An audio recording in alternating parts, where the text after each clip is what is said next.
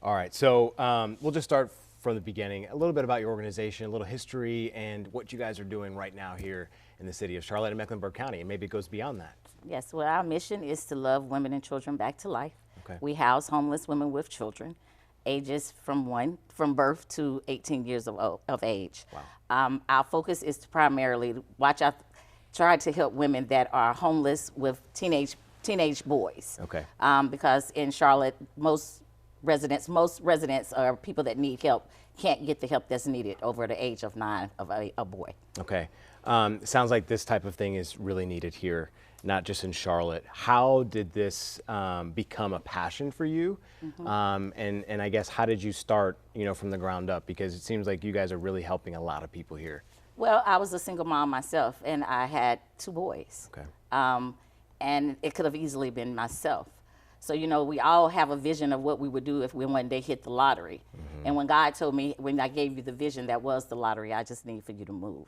So I took my 401k and I started Gracious Hands Transitional Housing. Wow. And it'll be 9 years next month. A lot of people wouldn't do that. 401k. Yeah, people still think I'm crazy. Yeah. Yeah. I mean, not to buy a house, but I mean, that's what the city of Charlotte needs. Are you guys just in Mecklenburg County or beyond? We're just in Mecklenburg County right now. Okay. All right, great. Sandra, anything else you wanted to elaborate on, talk about that maybe I missed that would help people understand a little bit more about your organization? The organization is just trying to make sure that every woman with a young boy has a place to call home. Okay. We now have free daycare. That was one of our greatest barriers, but now when the women come to our program, they can come in already working. They don't have to worry about who's going to keep their children. That's amazing, especially in today's day and age after the pandemic. Yes. It's huge. Well, thank you. Thank you. Kenny, we'll talk to you now. A little bit about your organization, same thing. Give us some history, how long you've been with the organization, and what are you guys doing right now in Charlotte? So Freedom Fighting Missionaries was founded in 2020, just at the beginning of the pandemic. Okay. We serve formerly incarcerated and criminal justice involved individuals, primarily families who have a barrier to housing and barrier to some of the basic needs. Okay. They have a background that is preventing them from moving forward. Okay. I personally experienced that myself, served 10 years in federal prison, and was released here to Charlotte, North Carolina, to begin my journey, and it was quite the journey. So much so, I retired from the automotive industry that I was in, and I was making well over $150,000 a year doing that. Wow. Retired to start the organization from scratch. Okay. And I mean literally from scratch, $20 and $30 donations at a time. Wow. Yes. So you've clawed your way to where we're at now. 2024. Talk a little about what you guys are doing. What are some of the programs or some of the initiatives or maybe some of the success stories that maybe people can resonate with and learn about? So our 4 core services that we provide to those that we serve starts with identifications, followed by healthcare, employment, and housing. Of course, housing is the biggest barrier that we're faced with, and that has been very difficult for us to overcome. However, the city of Charlotte and Mecklenburg County, the community has come together to support those efforts. So we now have over 50 participating landlords that work directly with our organization. Okay. And we're in the process of building our own homes specifically for those that we serve. Okay. So we have a 24-unit apartment building that's going up. Wow. And it'll be ready in 2025. The city of Charlotte has supported that effort with a $2 million grant, and Mecklenburg County has supported it with a $2 million grant. Wow, putting their actions in. Yes. Last thing from me, and I'll ask you the same thing if you want to elaborate on anything. It sounds like, initially there probably was some struggle, whether it be in your personal story, right, or maybe just getting this organization together. Can you talk about maybe where that support has come in? Was it hard from the outset to get people to buy into what you had a passion for? Well, this is a new space when you look at those who are coming out of poverty and trying to rebuild their life, which, as we all know, Charlotte ranks close to last in that effort of moving people out of poverty into upward mobility. Okay. So it was very difficult for us at the onset. You're talking about a population of people who, for the most part, can't even vote. So limited funding was available. We had to claw our way up, and I mean literally go down to the city council, go down to the county commissioners, walk into the Foundation of Carolina, walk into the banks, and plead our case to them. And we were able to successfully do that, and now we can honestly say that the city of Charlotte and Mecklenburg County is a second chance city compared to most cities throughout the East Coast and the Deep South. What a story. I'm so glad you added that. Anything else, Kenny, that I missed that you wanted to elaborate on? Tell the people, tell anybody else about you, about your story, about the organization. Anything else? Well, our biggest obstacle continues to be housing. And in order to overcome that, we literally just need more awareness, even more so than funding. We need people to understand that a person has served their time, they have went through the court systems, they are a human being, live here in Mecklenburg County, and deserve a right at a second chance. Well said. Well said. All right, Donna, last but definitely not least, obviously, let's talk a little bit about your story, your history as well, and your organization that you are with as well and representing. Absolutely. So Home for Me, a voice for teens in foster care, is providing hope, opportunity, mentoring, and education to our teens that are in and aging out of the foster care system. Okay. What's happening is our young people are aging out of foster care every single day on their 18th birthday. No matter where that falls in the year, no matter if they're finished with high school or wherever they are, their resources come to an end. If they don't have a place, a plan, or parents, they end up homeless and hopeless. Wow. And it's a really sad situation. I aged out of foster care, and when I aged out, I went 1,000 miles from Hartford, Connecticut down to Beaufort, South Carolina, only to find out what it was really like to be in the world by myself. I vowed on when I was 18 that if there was anything that I could do, that I would do it. And so that has come to pass, and we are making a difference in their lives. I do want to share that when our young people age out and have no one and have no family, that's what Home for Me does. We become their family. Okay. We become that consistency Yeah. in their lives, because when they are in the system, they are liable to move an average of 6 times. And when they're moved, they're given a black garbage bag to move to the next location and have to deal with whatever comes their way. One of the things that I'd like to point out with young people that are in the system, when they do get moved to one location to the other, society expects them to immediately adjust to that situation, not realizing that they are now disconnecting from any bond that they may have created in school or with the family they were with or the situation they were with.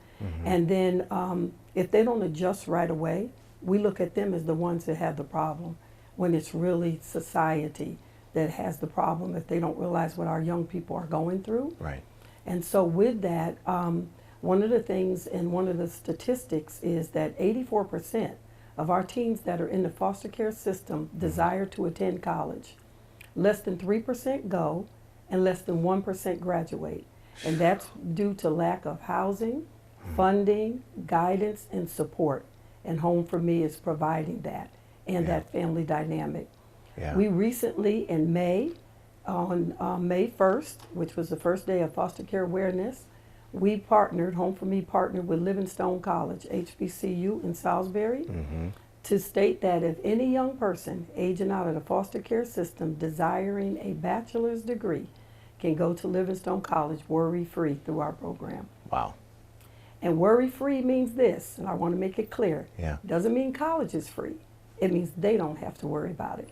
That means we will worry about how their college is paid for, and they will not have to worry when the dorms close down, that the college is open, and we will make sure that they have everything they need.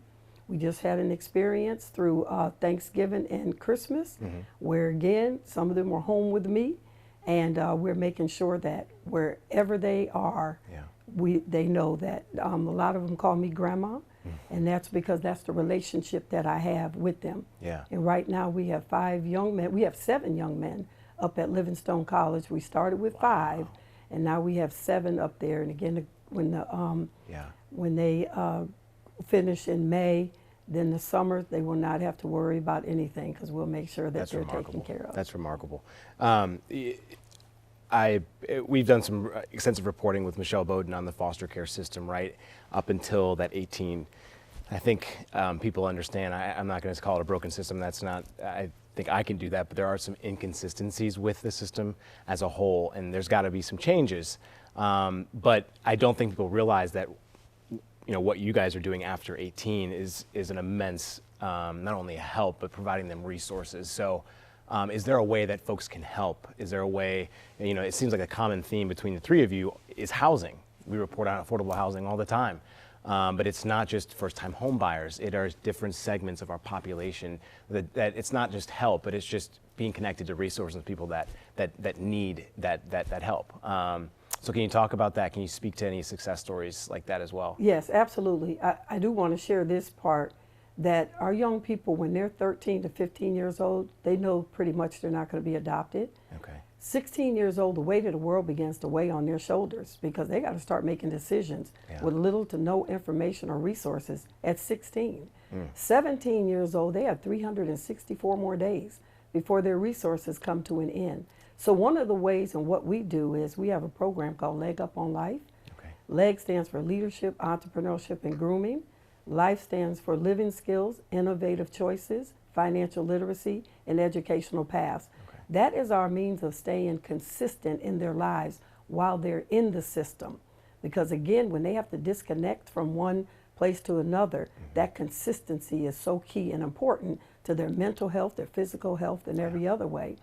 And so then when they age out, they're aging out with safety. They know that they don't have to worry because we've already connected with them prior to that. So how can one help? They can get involved, be that consistency that's in their lives. And then most of all, when they do age out, we're making sure, again, that, you know, they have the housing, they have the means, they have their college prepped, that they have, we have career paths for them. So you're talking, we have a philosophy that together we win. It says college, community, corporate, and church. Together, we can provide everything our young people need. I love that. So how can they get involved? In every way possible. Okay. Let them contact us. Well said. Anything else, Donna, that I missed that you wanted to elaborate on, talk about? Anything that speaks to that? We need them to get involved. Okay. We really do. Okay. You guys want to speak to anything else? Did I miss anything, guys? Anything come to mind? Okay. Well, always ways to support our organization and the work. Okay. It does take a considerable amount of financing and funding to support this work. When our average cost for a person to go from complete homelessness to permanent housing is around $28,000 per family. We are charged double and triple security deposits because the person has a background. So we need all of the support that we can get. And again, bigger than that is just the awareness. It only takes one person to stand up in the room and say that's not right. And others always follow behind that one person. So we're asking the community and each individual to be the one person to stand up and say that this just isn't right. Well said. And can I add to that? Of course. When our young people age out with no resources, with the 5 that we have up at the college, our first 5, we have again 7. We have 5 young men, 7, you know, together. These young men, when it's time to, like, say, go to the movies with their friends, we have one that has started a business, one that wants to be a dentist. They need finances. So like he was just saying, the funds are more than just we're saying, hey, come and build a house for us. We're saying these young people need resources. They need something to say that, you know, they ain't walking around money in their pocket other than the other things that are out there, the other options. And society is waiting for them. I'm talking about, yes, in every way. And we're not even talking about just doing things. We're talking about survival. Survival. And when you're running on a survival mind state, we understand what type of decisions you make. Unfortunately. So, well, thank you all. I appreciate it. Yes. I wanted to tap on. So there's a whole population out here that no one really talks about, and that's the population that we serve. The women that are at Gracious Hands, they work every day. I'm talking about Spectrum, Atrium, Wells Fargo. It's no one that's in our program that makes less than $17 an hour. However, they may have had a hiccup. And there was an eviction. Okay, we get the eviction removed, and now when you go to apply for a place, it's 3 times the rent. I mean, we have to address that, or we're going to continuously have this thing called homelessness.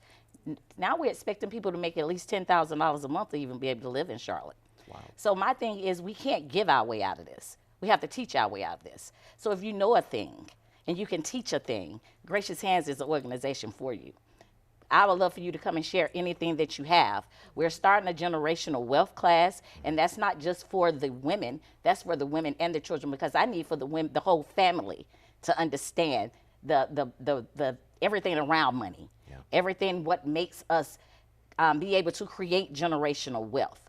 So I mean, the money is fine, the money is great, but I'm asking for you, if you have knowledge on anything that you can come in to teach my teenagers, my women, please, please, by all means, reach out to Gracious Hands Transitional Housing, because we need that. Okay, perfect. Okay, thank you. Of course, thank you.